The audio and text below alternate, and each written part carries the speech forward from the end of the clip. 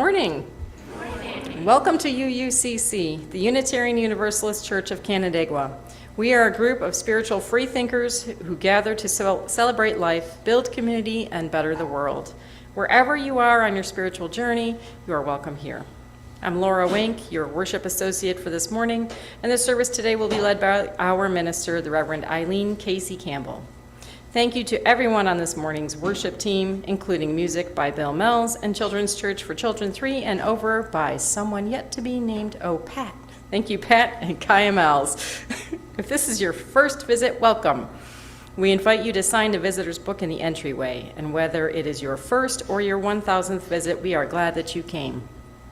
This service is also being live streamed to our YouTube channel. We plan on continuing with hybrid worship services throughout the church year, so you can join us each week here in person, on Zoom, or later in YouTube.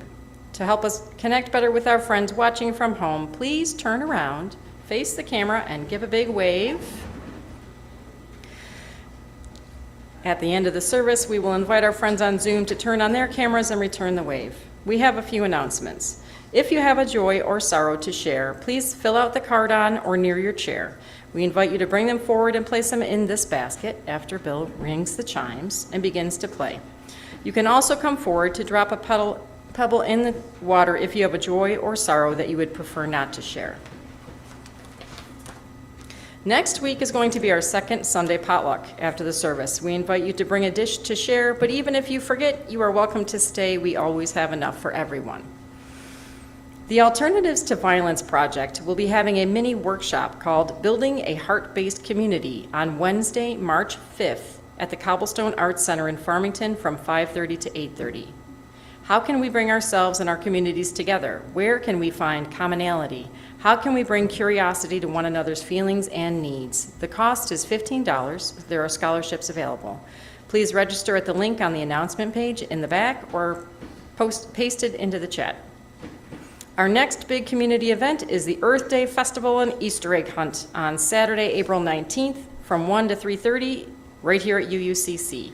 We plan to have tables for Earth Day activities with the Fellens Family Farm and Fruition Seeds. We're going to have a house plant cutting swap. We may have a Fix-It Festival. If you're interested in being a Fix-It person, please see Megan Cabral.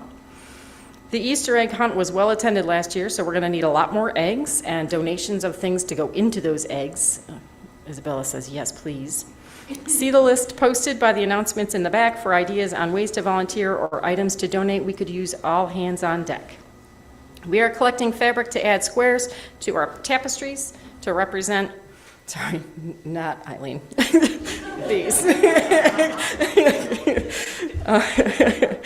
To represent individuals or families of new joiners. If you don't already have a square to symbolize your participation and commitment, please bring 2 fabric options so that we can add you to the bottom. There is a box by the front door labeled, so you can drop those in there. And please keep your selections together and put your name on them. We're hoping to get started on the additions in early March, which is right now, so bring them in. And we have another announcement, right? Good morning. Immediately after the service today, we're going to host a little Pathway to Membership gathering. So if you've been around a little while or even a long while and you're thinking about becoming a member of UUCC, or you're thinking about whether you should be thinking about becoming a member of UUCC, you are invited to this gathering. Some of us have chatted about it already, but if you didn't receive a personal invitation, consider this your personal invitation. We will gather at the back of the sanctuary and then head downstairs after everybody has a chance to grab some tea or coffee. And we will talk about what it means to be a Unitarian Universalist and what it means to be a member of this congregation in particular. If you are thinking about membership but you can't make it to that gathering, just reach out to me and we can do the same chat one-on-one at some time in the near future. And we have another announcement from our board president, Karen Alvarez, as she's walking up.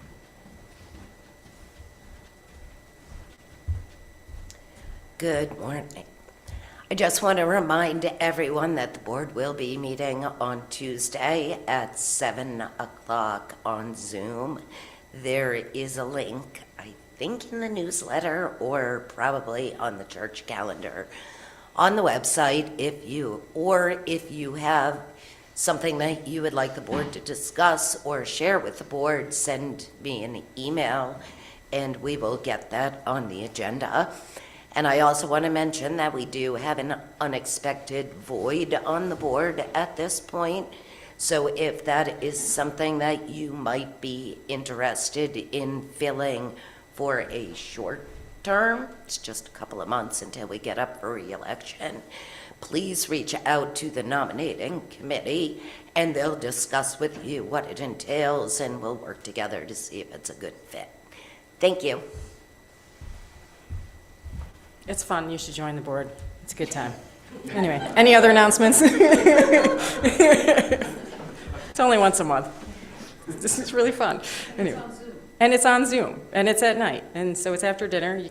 It's fun. You should do it. Who's the nominating committee they should speak to? A good idea. So the nominating committee is Megan, No, Dorothy. Tom, right? Dorothy. Nope, not Tom. Dorothy and Megan. Dorothy and Megan. Nope, not Megan. Dorothy. Try Dorothy. Try Dorothy. You could also just talk to Karen. Actually, we're very organized. It's a very organized board. We always know exactly what's going on all the time. Any other announcements? No? Okay. As we prepare to be fully together, I remind us all to silence our cell phones and devices as we enter our space of worship. Now is the time to bring forward any joys or sorrows or drop a pebble.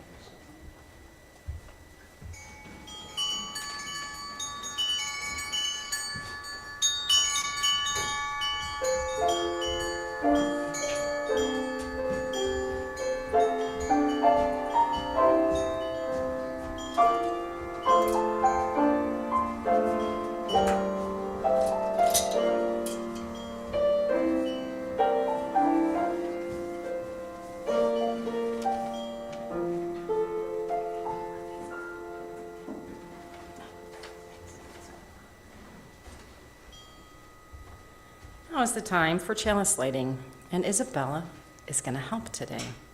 Isabella, a few things about Isabella. Come on up. Come on up. She's 11 years old still. Her favorite color is pink, pastel pink, and she likes rubber ducks. Okay, and as we light the chalice, please join me in our words. We gather this hour as people of faith with joys and sorrows, gifts and needs. We light this beacon of hope, sign of our quest for truth and meaning in celebration of the life we share together.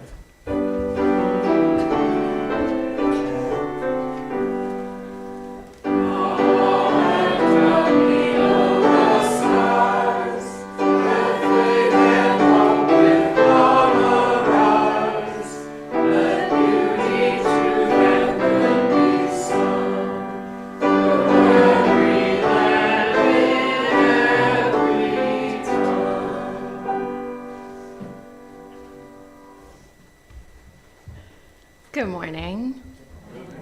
So a couple of years ago, my older child, Rory, spent the summer raising monarch caterpillars. He learned from one of far too many YouTube videos about insects that monarchs are 80% more likely to survive to their butterfly stage if they're raised in captivity. So this bug-loving kid checked every milkweed leaf for eggs. We had a whole monarch operation going on in our dining room for the summer, and I learned a lot about these little creatures. They start out in an egg the size of a pencil point on the underside of a leaf. And after a few days, the egg turns black. And just when you think it's surely dead, a tiny caterpillar emerges, nearly as thin as a single human hair. And they start eating milkweed, and then they grow and grow and grow. They double in size every couple of days. And then when they're at the end of their caterpillar life, they choose a sturdy spot and do what the experts call a J hang, which is hanging in the shape of a letter J. And this is the coolest part. They shed their last skin, and then they don't go into a chrysalis so much as their bodies become a chrysalis filled with, honestly, scientists aren't 100% sure, but like some kind of proto-butterfly goop. And then out of the goop, this delicate, strikingly beautiful monarch butterfly emerges. and the container, which was the body of the caterpillar, falls away. And it's amazing. And I want to suggest to you this morning that your body, your very own body, is no less amazing. And I'm not kidding even a little. I think this is why we come to church. Because bodies are awesome in the biblical sense. Bodies are amazing, and we know they're also complicated. They can do incredible things like climb mountains and sleep through the night and make new bodies and blush with excitement and laugh and cry. And they sometimes do difficult things like get cancer and ache around the joints when it rains and host viruses and lose the abilities they used to have. And all of that's complicated emotionally. We don't have to pretend that it isn't, but we come here on Sundays because this church, because our community orients us in awe toward the mysteries of life, orients us in delight toward our own bodies and all the bodies we're connected to in the web of life. So as we hold that truth in our hearts this morning, I invite you to rise in body or in spirit and sing together our opening hymn, number 313 in the gray hymnal, "Oh, What a Piece of Work We Are."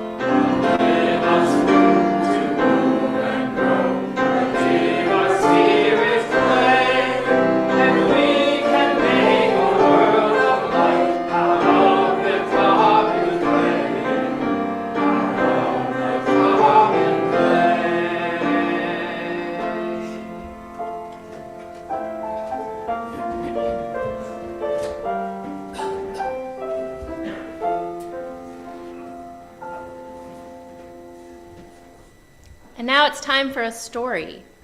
And this morning's story is about one of our spiritual ancestors, famous Universalist Clara Barton. Does anybody know who Clara Barton was? Anybody heard of her? Danielle's heard of her. Yeah, a couple other people. She did a lot of amazing things, and there's one big thing we usually remember her for. Do you know what the one big thing was? Starting the Red Cross. Starting the American Red Cross. She sure did. So this is a story about Clara Barton's life. She lived with her family on a farm in North Oxford, Massachusetts when she was a child. And every Sunday, Clara's family drove 5 miles in a horse and carriage to the Universalist church. Clara's father had helped build that church and build American Universalism. And Clara never forgot the teachings that she learned there, that every body was worthy, that every body had worth and dignity, and that life is precious. When her family was not with her, Clara was a very shy child, and this worried her parents, so they sent her away to school when she was 9 years old. And they hoped she would make friends and forget how to be shy, but Clara was very homesick and begged to come home. So when she was 11, they brought her back home. And when she was 11, her brother David, her older brother David, took a big fall from the top of the barn roof, and he was badly hurt. The doctors thought there was not a chance that David would make it. But Clara begged her parents to please let her help him. And that moment, when Clara was 11, was when she first became a nurse. She stayed with David day and night. She fed him, she gave him his medicine, she changed his bed, she watched over him and took care of him. She did this cheerfully every day for 2 years. And David did live, and David got better. When she was 17, Clara took her first job outside of her home. And you might think, because she's known as a nurse that this was a nursing job, but actually it was a teaching job. Her first job was a teacher. She taught a class of 40 students from 4 years old to 13 years old, all in one room. And she had heard that some of the boys in this group of 40 children liked to make trouble for their teachers. And what Clara did was, on her very first day, asked them if she could go outside during a recess and play baseball with them, something she'd noticed them doing in the schoolyard when she walked by. And she went outside and played baseball with him, and they were surprised to see that she could throw a ball as hard as they could and that she could hit a ball at bat. And they were most surprised of all that she took an interest in the thing that they cared about. They were most surprised of all that she never punished them harshly in the ways that teachers often did back then. And then a few years later, a friend in New Jersey asked Clara to start a public school there. And back then, there were people in the town where her friend was living who did not like the idea of public school, who didn't want a school that accepted every student. But Clara loved the idea of a school that accepted every student. She carried those universalist teachings that every life had worth and dignity with her. And so that made her feel even more like she wanted to start this public school. So she offered to open the school for participants of all ages and teach without pay so that it could get started. And the school board agreed and gave her an old building to use. And on her first day, she had not 40 students, but only 6. But Clara was a good teacher, and she was popular, and soon there were 600 students in her school. So the town had to build a new building with 8 rooms to house all those students. And Clara thought she ought to be principal of this school that she founded, but the town just couldn't abide the idea of a woman being the principal of a school. So they offered her the chance to be a teacher's assistant. And Clara thought this was unfair, so she left. She moved to Washington, D.C., and around that time is when the Civil War began. This is really where we know Clara's history, right? So she saw that there were soldiers coming home from war, hungry and wounded, in need of clothes and bandages, and that the government was not able to help them in the way that they needed. But she saw the need, and she thought that every life had worth and dignity. And so she raised money from the community to buy food and clothes and bandages and medical supplies for the returning soldiers. But as she talked with all these returning soldiers, she got news from the battlefields that there were no nurses on the front lines. There weren't people with medical expertise, or when there were too few of them, and they were too spread out to do any good. So she knew she had to do what no one had done before, which was to bring nursing to the front lines of the battlefield. And she kept on asking and asking and asking until she got permission to go to the front lines and do medical care there. She pulled a wagon with 4 mules to the middle of a battlefield in Virginia at midnight. And the Army doctor, who was the only medical professional on the field, was tired and wounded himself and out of supplies, and Clara went to work taking care of people right away because she believed that every life had worth and dignity. She did that through 14 battles. She brought supplies and took care of wounded soldiers, and she took care of soldiers from either side of the war who were wounded, famously saying, because she believed that every life had worth and dignity, "I have no enemies. I will care for anyone." And when the war ended, there were 80,000 people missing from the Union Army. And every day, Clara would hear from families who wanted to help find their loved ones, and she cared about this a whole lot. She went on speaking tours about reuniting missing soldiers with their families, and finally, President Lincoln asked Clara to come to the White House at the end of the war to help him work on this problem, but only 2 weeks later, President Lincoln was killed. And so Clara started working by herself. She took the money that was allocated and a whole lot of her own family money and set up an office, asking prisoners of war for help, connecting people with their families back home, finding missing people and wounded people in hospitals all around the South and connecting them with their loved ones. And so pretty soon the money that was allocated ran out, and Clara went on a speaking tour to raise more. She traveled all around the country speaking about this issue until she lost her very voice and had to stop. And that was when she went to Europe to rest on her doctor's advice. And in Geneva, Switzerland, she learned about an organization called the International Red Cross. Started to help soldiers in battle, no matter whose side they were on, because every life has worth and dignity. And Clara went back to the United States right away and asked American lawmakers to join this organization, to sign the Geneva Treaty, which was a promise by all the countries who signed it, meaning that during war, doctors and nurses could take care of sick and wounded people, no matter who they were, because every life has worth and dignity. And this is the legacy of our Universalist forebear, Clara Barton, the American Red Cross. And this is also the end of our story. Thank you for listening.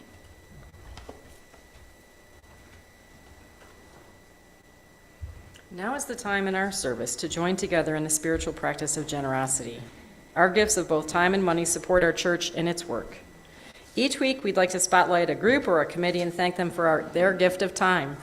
This week, the group is RE, which is really Pat. It's Pat today, and KMLs. People interested in finding out more can contact Pat or Nancy Reed. 1/4 of our plate collection for the muddy season will go to our service partner, Fruition Seeds. Fruition Seeds believes that each seed, like each of us, is in the world to change the world. They have transformed from selling and shipping seeds to sharing regionally adapted seeds, as well as the tools, inspiration, and insight for all to thrive and cultivate gift culture together. You can give to this morning's offering by placing cash or a check into the basket or by one of the options on your screen. Please make a note that your gift is intended for today's offering, and we now gratefully accept the offering.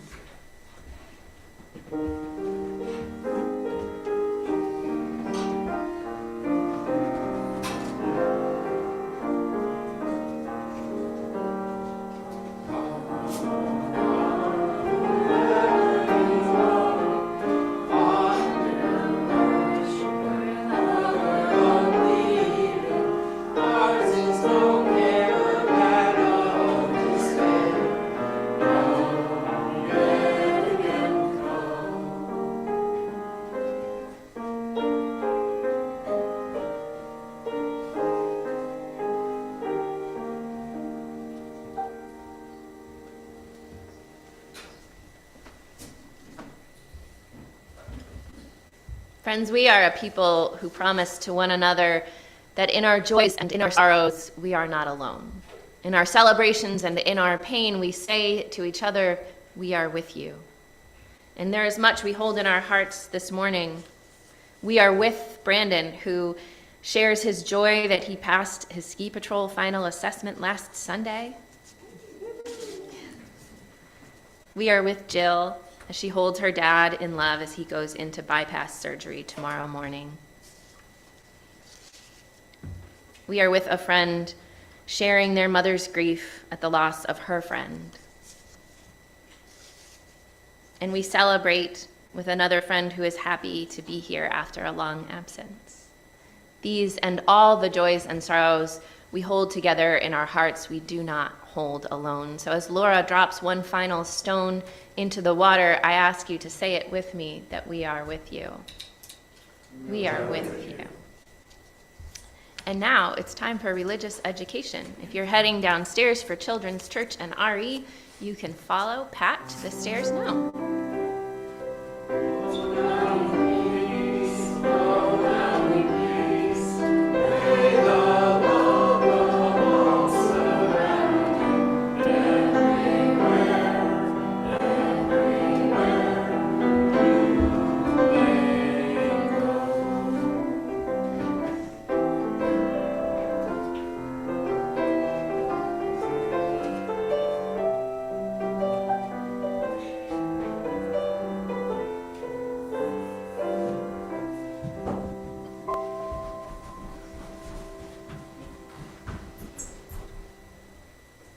Now is the time in our service for centering and meditation, followed by some shared silence. So I invite you to get comfortable in your seat as we remember that by shared silence we mean, of course, the absence of grown-ups talking to one another so that we can listen more closely to the sounds of life, to the wind in the trees outside our windows, to the wiggles and giggles of our children downstairs, to the breath of the neighbor in the seat beside us, to the workings of our own hearts. I invite you to take a deep breath, and as you let it out, let your shoulders fall away from your ears. Perhaps your eyes fall closed. Perhaps you place a hand over your heart or over your belly. Feel a connection with this good body you inhabit and this good earth that holds you. Breathe in. You are safe and still. Breathe out. You have a right to be here. Breathe in. This earth supports you and meets your every need. Breathe out. Love for your body and trust in its wisdom. Breathe in. You are one part of the great wide web of life. Breathe out. You are immersed in the abundance of this web. Breathe in. We are all here together. And breathe out into the silence.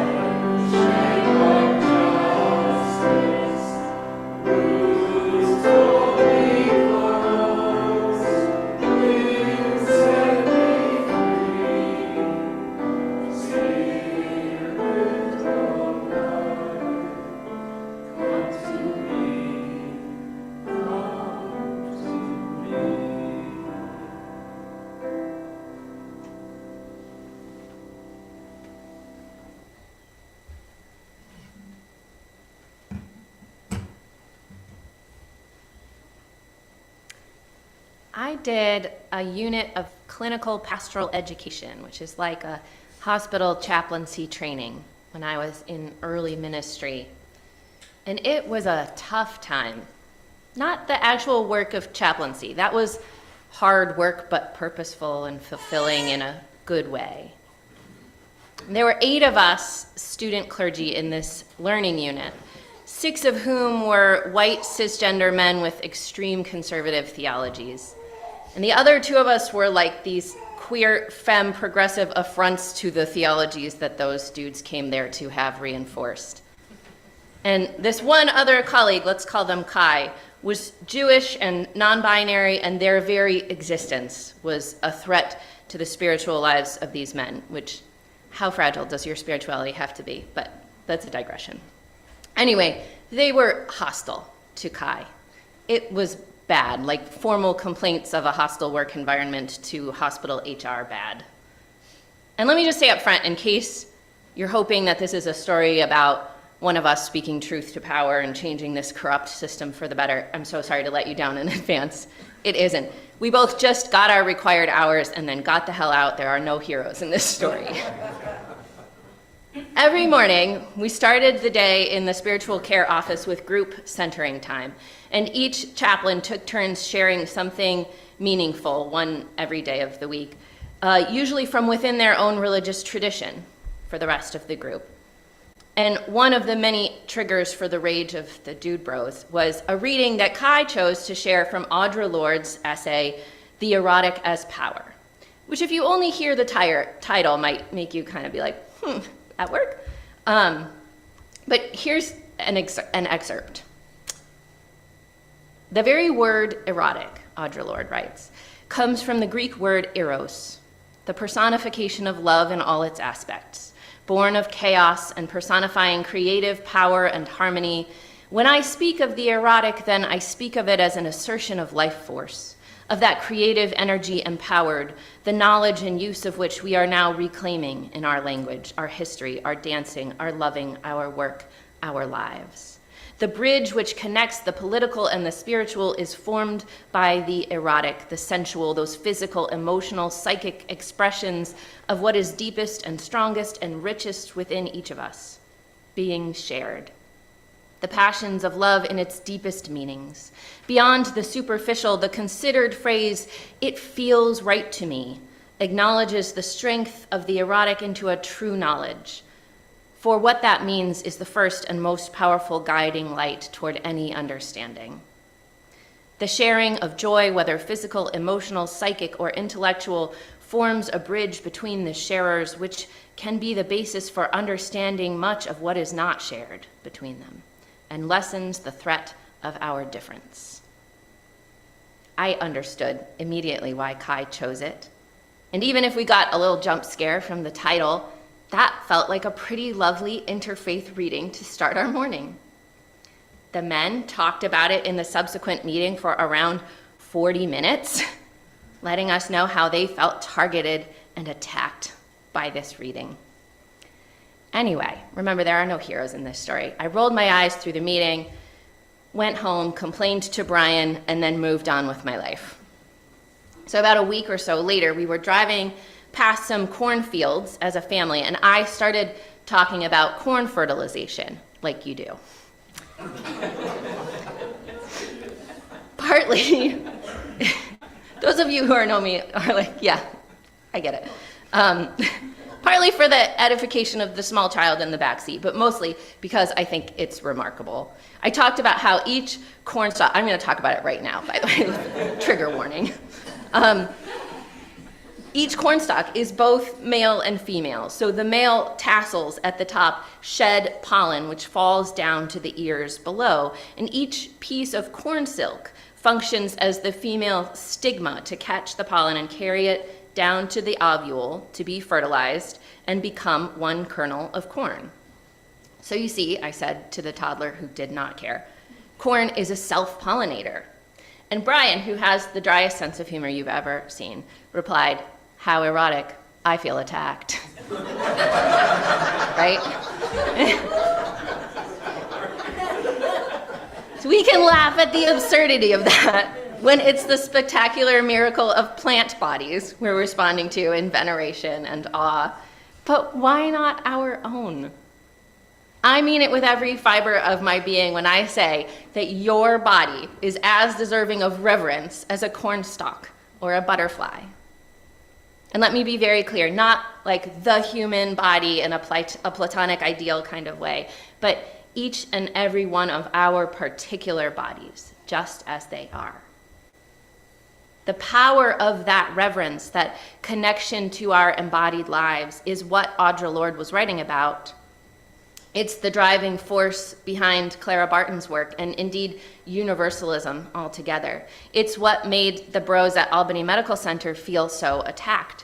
And it's what terrifies the machine of American oppression about anyone out here living like trans bodies, queer bodies, women's and children's bodies, disabled bodies, black and brown bodies, etc., are worthy of dignity and love. We are missing out when we divorce our intellectual and spiritual lives from our embodied experience. We are missing out on the connection to our own selves, as well as to the summer cornfields and the monarchs who live on their fringes and all the beautiful bodies in this interdependent web. We're missing out when we fail to cultivate love, pleasure, delight in our bodies, whenever we cultivate the opposite, fear, distance, and numbness. And we have a long history of doing just that. We have built an extensive framework of distance between love and our bodies. If you have ever looked at your body in the mirror or considered it in your thought and felt like it ought to be different, that is the inheritance of white supremacy, patriarchy, bigotry, and ableism. This isn't trivial, our loving of our bodies. These are systems of power that devalue life, that devalue and convince us to do the work of devaluing living bodies. They are systems of power that exist on the foundation of the myth that only some bodies are acceptable. Those bodies are pretty exclusively white, cisgender, male, young, and not yet disabled. And even those acceptable bodies, all the way back to the Enlightenment dude bros, are reduced to a mind disconnected from a body, right? I think, therefore I am. Doing the work of disconnection from the body that connects us to all life, to the body of life. The body that depends on its neighbors in humanity and in the web of life to exist.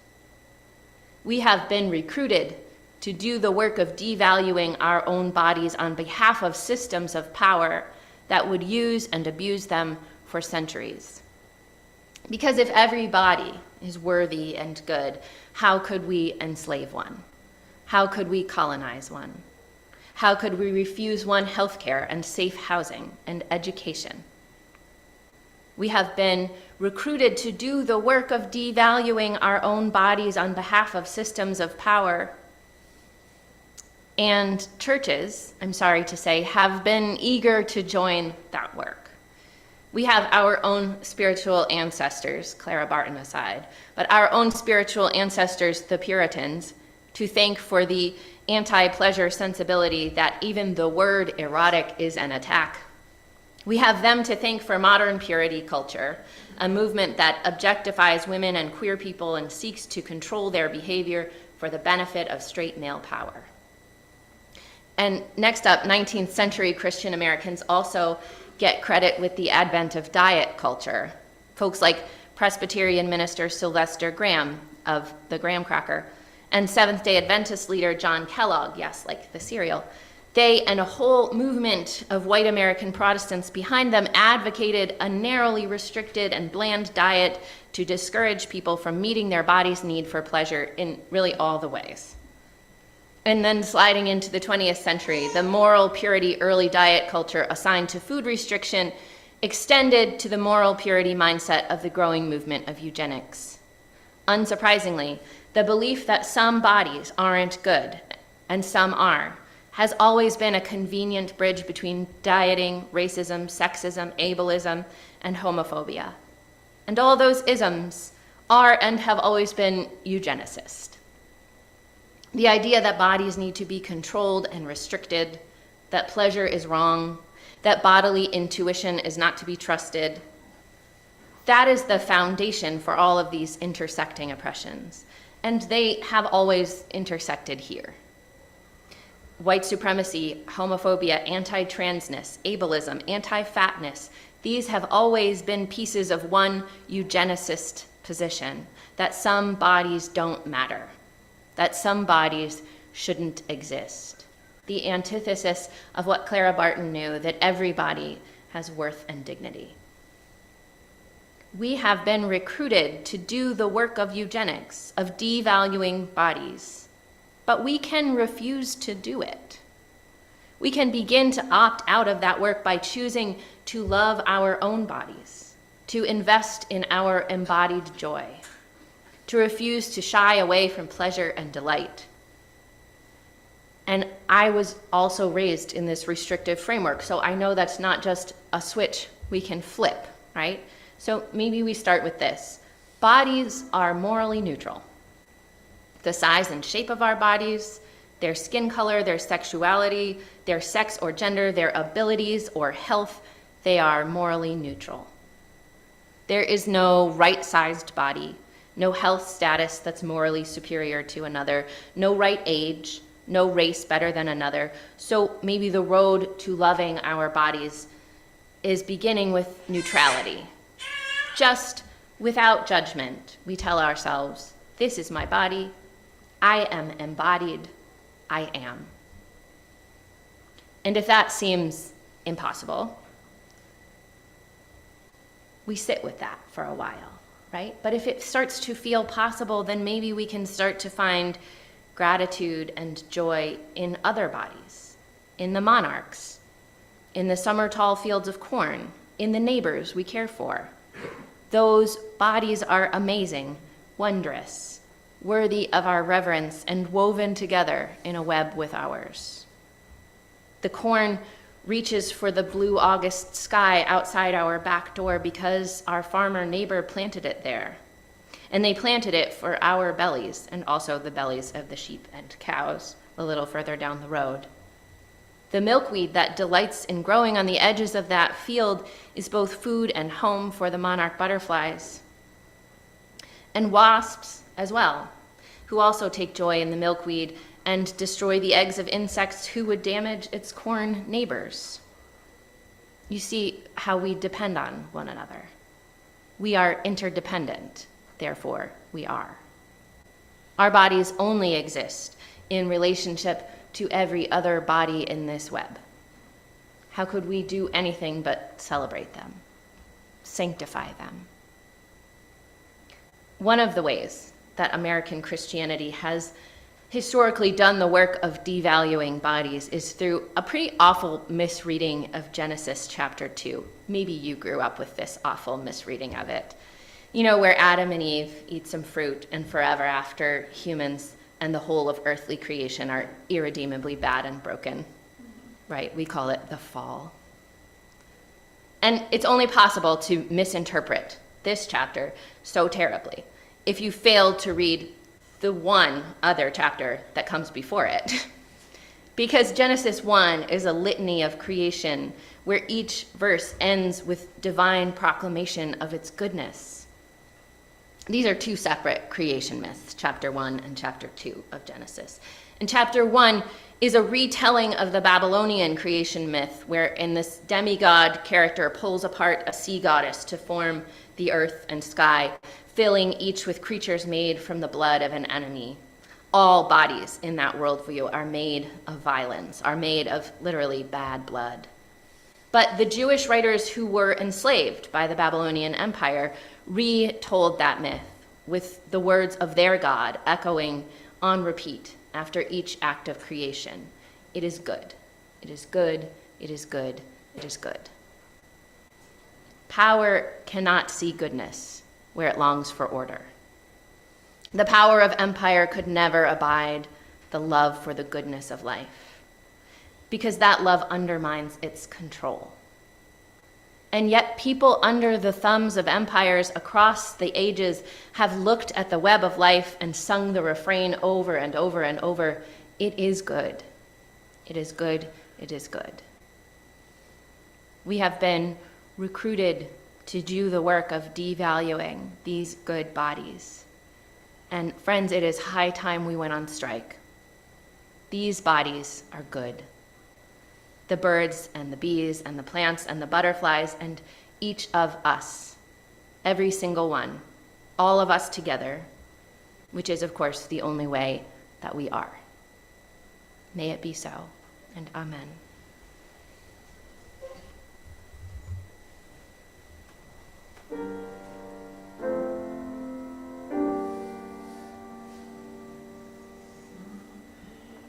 My hands are strong enough, they're strong enough, and I'm good enough.